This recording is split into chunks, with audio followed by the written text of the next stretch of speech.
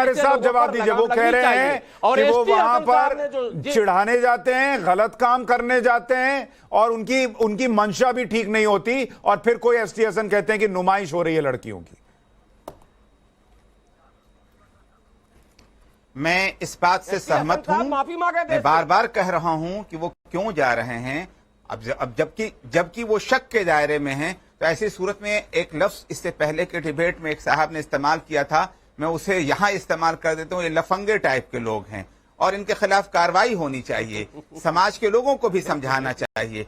जहां पर देखिए, मैं आपको रिजवान साहब ने भी जो बात कही, मैं उससे सहमत हूं। नहीं, एक मिनट जुनैद भाई, मेरा एक प्रश्न है। सॉरी, मेरा एक प्रश्न है। आप कह रहे हैं ये लफंगे टाइप के लोग हैं, गुलाम हाफिज सरवर कह रहे हैं कि ये लोग बदनीयती से जाते हैं, हमारे रिजवान भाई कह रहे हैं कि इनकी मंशा ठीक नहीं है। लेकिन जब आप इस पर प्रश्न उठाते हैं कि ये लोग वहां क्या कर रहे हैं, ये हिंदुओं के कार्यक्रम में क्या कर रहे हैं, तो एक पूरा इकोसिस्टम है सर, जो ये बताने में लग जाता है कि देखिए कैसे मुसलमानों पर अत्याचार हो रहा है, भाईचारा खत्म हो गया है, पहले तो जाते थे अब नहीं जाते हैं। भाई ये क्यों करते हैं? फिर आप बोलिए कि ये गलत हो रहा है, एक सुर में बोलिए। वहां तो एक एजेंडा घुस जाता है कि देश बर्बाद हो गया, मुसलमान खतरे में आ गया।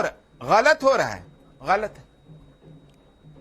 नहीं, इसमें कोई खतरा वतरा नहीं है। ये जो जाने वाले हैं उनकी गलती है। वो माहौल खराब कर रहे हैं कि आप खामखा की मुसलमानों को कटहरे में खड़ा कर रहे हैं। इस्लाम की तालीमात ये नहीं है। अगर कोई पूजा कर रहा है तो हम आसानी पैदा करें, हम उसको प्रॉब्लम में मत डालें। हाजिर खान साहब, आपके अलावा किसी को नहीं लगता कि भाईचारा खतरे में आ रहा है? बाकी सबको लगता है कि वो लोग गलत कर रहे थे और उनको गलत डिफेंड किया जा रहा है। आप भी अपनी सोच बदल लीजिए, बोलिए नहीं मैं नहीं डिफेंड करूंगा। नहीं, मैंने नहीं डिफेंड किया। आपने बोला भाईचारा खत्म हो गया इसलिए ये सब हो रहा है। सुशांत जी, जो हो रहा है, मैं तो कह रहा हूं नंबर 1 इस्लाम मना कर रहा है कि ऐसी जगह नहीं जाओ।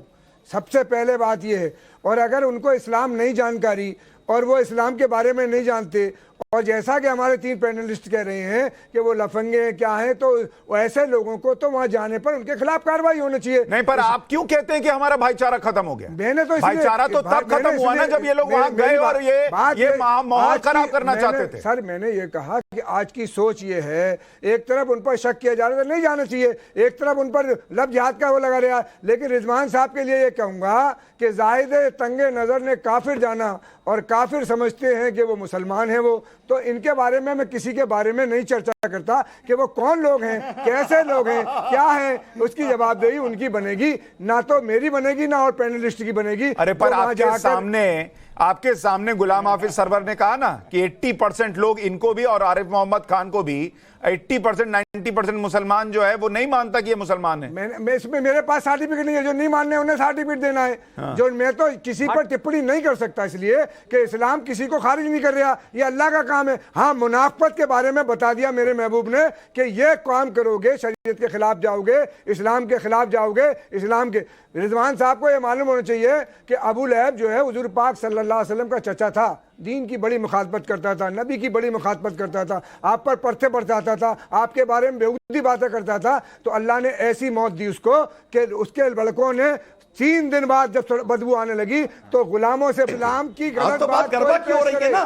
मैं बताता हूँ क्या रोल था। इसलिए मैं बताता हूँ, मुंह बंद रखो। तो मैं बोल रहा हूँ ना, जब तुम बोल रहे थे तो मैं बोला था क्या? जब तुम बोल रहे थे तो मैं बोला था क्या? बोलिए, बात पूरी कीजिए। अरे जब तुम बोल रहे थे मैं बोला था क्या? बोलिए। अरे इसको तो चुप करवाइए पहले। हाँ, नहीं बोल रहे वो, आप बोलिए। अरे चुप चुप चुप चुप चुप चुप। हाँ, हो गया मेंटल। अब सरवर भाई और जुनैद भाई, इनका देखिए, इनका हथकंडा। बात गरबा की हो रही है, ये पहुंच गया हुजूर की हदीस पर।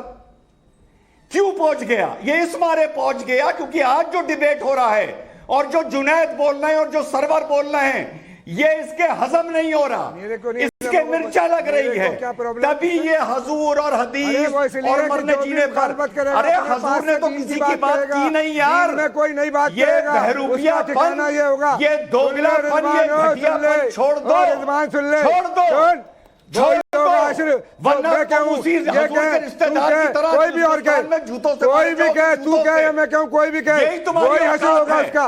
इसी तरह तुम छल करते हो, कभी कुरान की आड़ में, कभी अल्लाह की आड़ में, कभी हजूर करते हो, गलत बयानी करते हो। ये छल की बात गलत बयान करोगे, उन्हीं का मैं करूंगा तो मेरा असर होगा, मैं करूंगा मेरा असर होगा, और तुम करोगे तो तुम्हारा असर होगा। जो भी दीन की बात को गलत कोई करेगा, बीच में आ गए दो कौड़ी के रिजवान अहमद, अरे दो कौड़ी के इस्लामिक स्कॉलर या हुजूर एक मिनट रिजवान भाई, अरे वो तो आएंगे हर जगह, एक मिनट आसिफ खान साहब मैं जवाब दे रहा हूं, एक मिनट आसिफ खान साहब एक मिनट रुकिए। रिजवान भाई आप कह रहे, एक मिनट रिजवान भाई मेरी बात सुनिए, नहीं रिजवान भाई आप मेरी बात सुनिए, नहीं रिजवान भाई मेरी बात सुनिए। आपने कहा कि ये आदमी अपने उस हदीस को इसलिए कोट कर रहे हैं क्योंकि इनको छल करना है।